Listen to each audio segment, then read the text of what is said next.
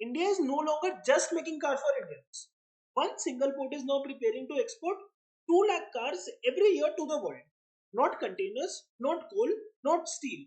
Cars at industrial war scale. So the real question is India quietly becoming a global automobile export superpower? So what just happened? Dighi Port in Maharashtra is gearing up to handle 2 lakh automobiles annually. Now this changes India's export map, auto logistics economics, OEM global supply chain positioning, Western India's manufacturing dominance. So this is not port expansion, this is export weaponization. So why are auto exports booming right now?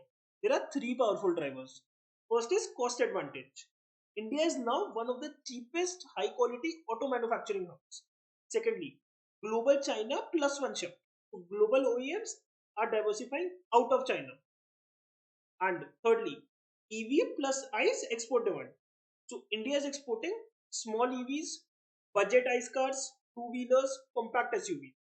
Now, this is India's biggest auto export cycle ever formed.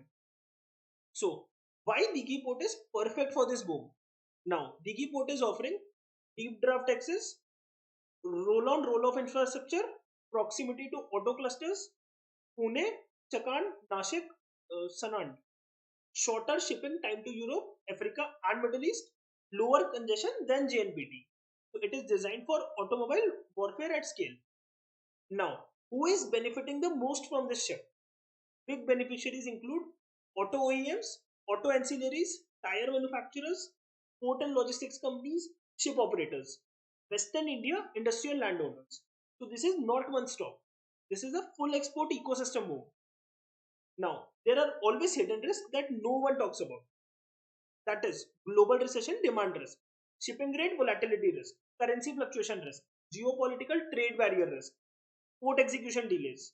So exports create wealth, but global cycles can pause it overnight. Now, what can smart investors track in this segment?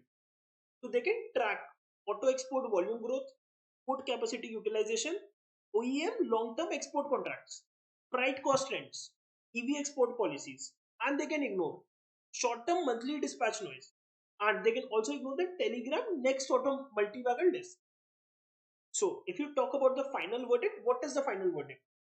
Dighi Port is handling 2 lakh cars annually and it is signaling India's entry into serious global auto exporting, a structural export manufacturing cycle.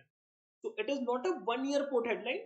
Now the real money in markets is shifting from domestic sales to global export domination. So if you want clean export sector analysis, manufacturing and logistics wealth cycle, and no noisy stock pushing, subscribe to Insider Monk. Here we are not tracking showroom sales, we are tracking ports and global money flows. Thank you.